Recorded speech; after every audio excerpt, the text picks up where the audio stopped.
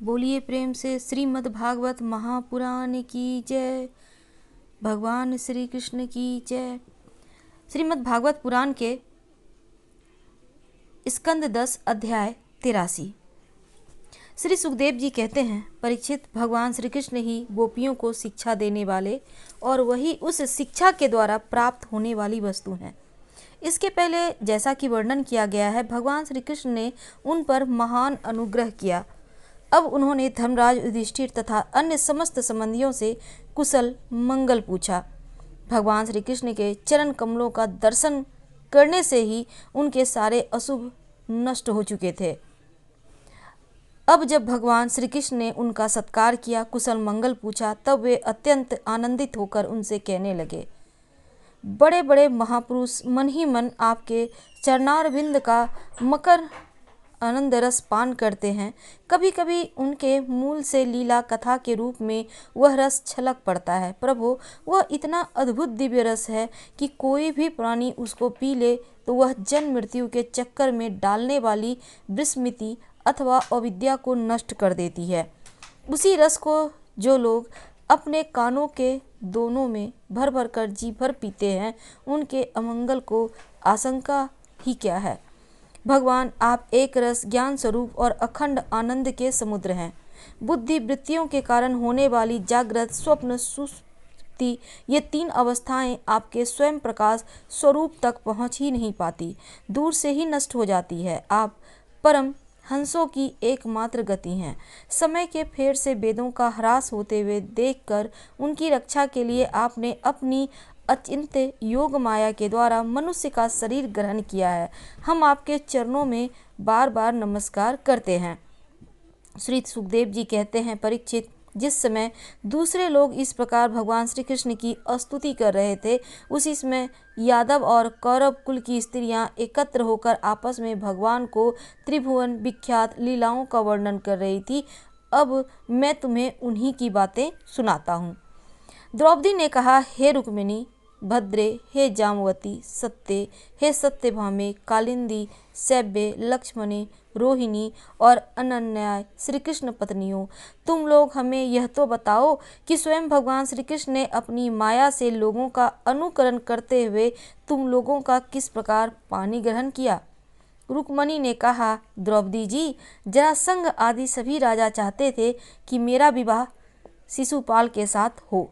इसके लिए सभी शस्त्रास्त्र से सुसज्जित होकर युद्ध के लिए तैयार थे, परंतु भगवान मुझे वैसे ही हर लाए जैसे सिंह बकरी और भेड़ों के झुंड में से अपना भाग छीन लिए जाए। क्यों न हो, जगत में जितने भी अजय वीर हैं, उनके मुकुटों पर इन्हीं की चरण धूलि शोभायमान होती है। द्रौपदी जी, मेरी तो यही अभिलाषा है कि भगवान वे ही समस्त संपत्ति और सौंदर्यों के आश्रय चरण कमल जन्म जन्म मुझे आराधना करने के लिए प्राप्त होते रहें, मैं उन्हीं की सेवा में लगी रहूं। सत्यभामा ने कहा, द्रौपदी जी, मेरे पिताजी अपने भाई प्रसेन की मृत्यु से बहुत दुखी हो रहे थे, अतः उन्होंने उनके वध का कलंक भगवान पर ही लगाया। उस कलंक को दूर करने के लिए भगवान ने ऋक्षराज जाम्ब पर विजय प्राप्त की और वह रत्न लाकर मेरे पिता को दे दिया। अब तो मेरे पिताजी मिथ्या कलंक लगाने के कारण डर गए, अतः यद्यपि वे दूसरों को मेरा वाग्दान कर चुके थे, फिर भी उन्होंने मुझे सम्यक मणि के साथ भगवान के चरणों में समर्पित कर दिया। जाम्बवती ने कहा, द्रौपदी जी, मेरे पिता यक्षराज जाम्बवान को इस बात का पता न था कि यही मेरे स्वामी भगवान सीतापति हैं, इसीलिए वे उनसे 27 दिन तक लड़ते रहे, परंतु जब परीक्षा पूरी हुई, उन्होंने जान लिया कि ये भगवान राम ही हैं, तब इनके चरण कमल पकड़कर सम्यक मणि के साथ उपहार के रूप में मुझे समर्पित कर दिया। मैं यही चाहती हूँ कि जन्म जन्म इन्हीं की दासी बनी रहूँ। कालिंदी ने कहा, द्रौपदी जी, जब भगवान को यह मालूम हुआ कि उनके चरणों का स्पर्श करने की आशा अभिलाषा से तपस्या कर रही हूँ, तब वे अपने सखा अर्जुन के साथ यमुना तट पर आए और मुझे स्वीकार कर लिया। मैं उनका घर बुहारने वाली उनकी दासी हूँ। मित्रविंदा ने कहा, द्रौपदी जी, मेरा स्वयंवर हो रहा था। वहां आकर भगवान ने सब राजाओं को जीत लिया और जैसे सिंह झुंड के झुंड कुत्तों में से अपना भाग ले जाए, वैसे ही मुझे अपनी शोभामयी द्वारकापुरी में ले आए। मेरे भाइयों भी मुझे भगवान छुड़ाकर मेरा अपकार करना चाहा, परंतु उन्हें भी नीचा दिखा दिया। मैं ऐसा चाहती हूँ कि मुझे जन्म जन्म उनके पांव पखाड़ने का सौभाग्य प्राप्त होता रहे।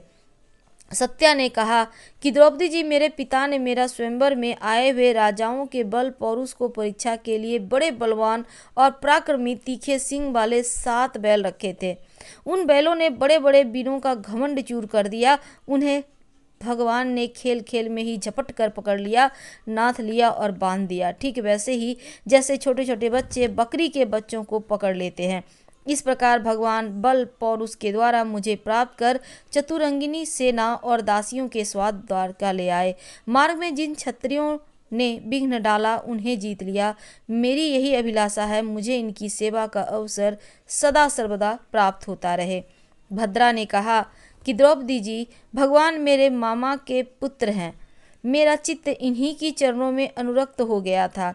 जब मेरे पिताजी को यह बात मालूम हुई, तब उन्होंने स्वयं ही भगवान को बुलाकर अक्षौहिणी सेना और बहुत सी दासियों के साथ मुझे इन्हीं के चरणों में समर्पित कर दिया।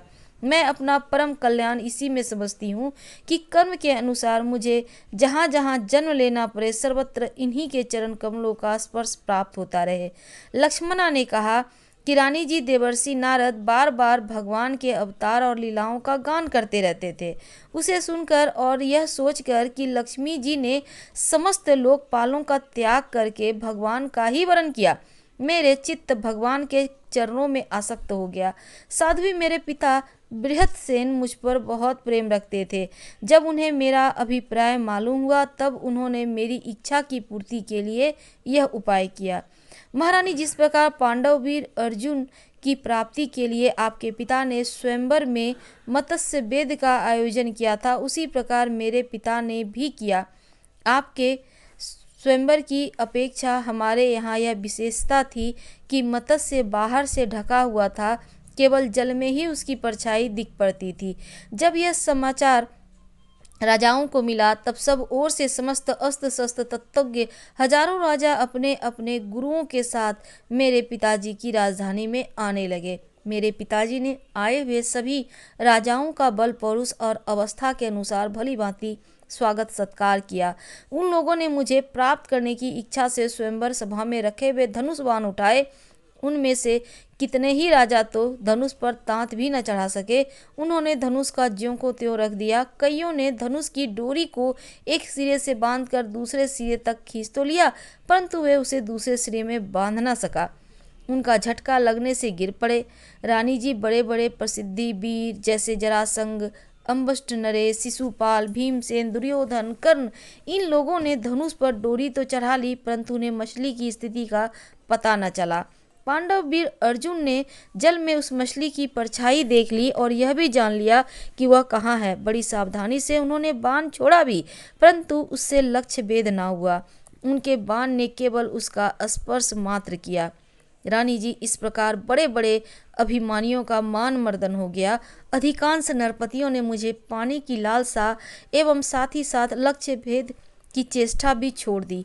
तब भगवान ने धनुष उठाकर खेल खेल में अनायास ही उस पर डोरी चढ़ा दी और वान साधा और जल में केवल एक बार मछली की परछाई देखकर बाण मारा और उसे नीचे गिरा दिया। उस समय ठीक दोपहर हो रहा था।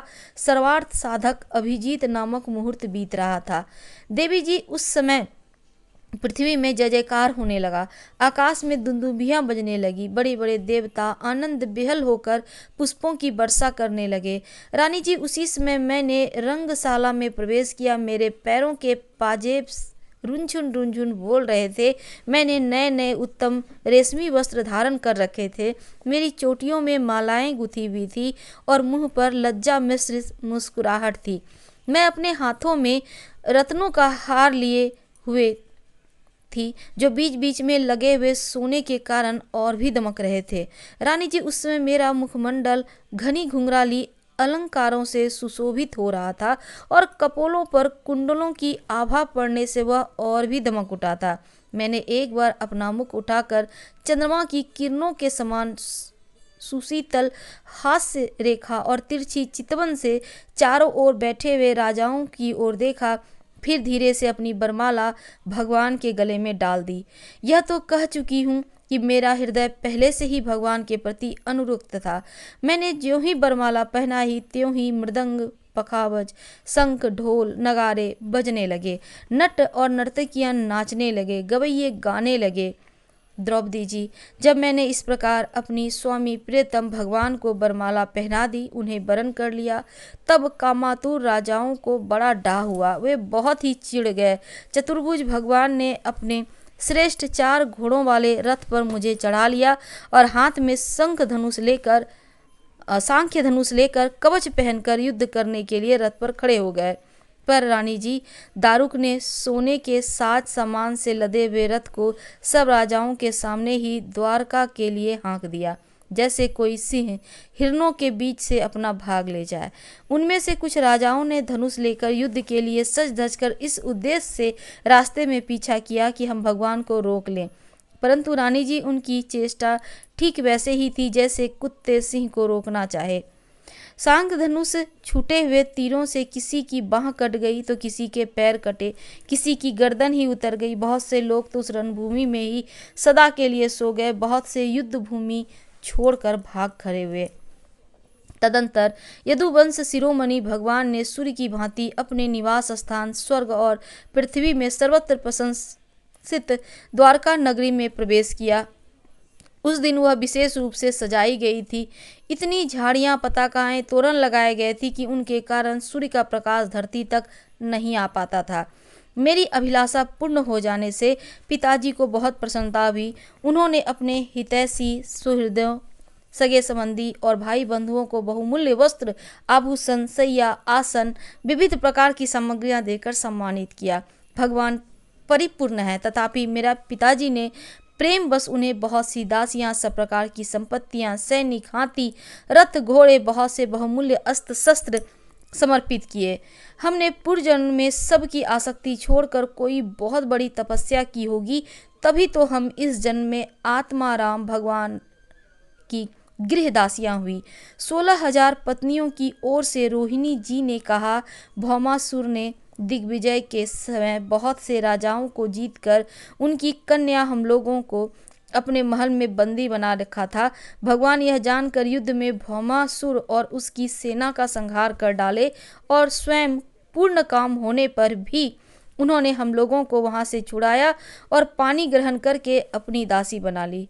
रानी जी, हम सदा सर्वदा उन्हीं के चरण कमलों का चिंतन करती रहती थीं जो जन्म मृत्यु रूप संसार से मुक्त कराने वाले हैं। साध्वी द्रौपदी जी, हम साम्राज्य, इंद्रपद अथवा इन दोनों के भोग, अनिमा आदि ऐश्वर्य, ब्रह्मा का पद, मोक्ष अथवा सालोक्य, सारूप्य आदि मुक्तियां कुछ भी नहीं चाहती। हम केवल इतना ही चाहती हैं कि अपने प्रियतम प्रभु के सुकोमल चरण कमलों की वह श्रीरज सर्वदा अपने सिर पर वहन किया करें, जो लक्ष्मी जी के वक्ष स्थल पर लगी हुई केसर की है। उदार शिरोमणि भगवान के जिन चरण कमलों का स्पर्श करके गौ चराते समय गोपी, गोपियां, भालिनी, तिनके और घास लताएं तक करना चाहती, सुगंध से युक्त थी, उन्हीं की चाह हमें भी है। श्रीमद् भागवत महापुराण के स्कंद 10 अध्याय 83 समाप्त हुआ। अगले अध्याय में हम अगले दिन आपसे मिलेंगे। विदा लेते हैं। हर हर महादेव। अच्छी लगे तब लाइक कर सब्सक्राइब करें, शेयर करें, कमेंट करें। धन्यवाद।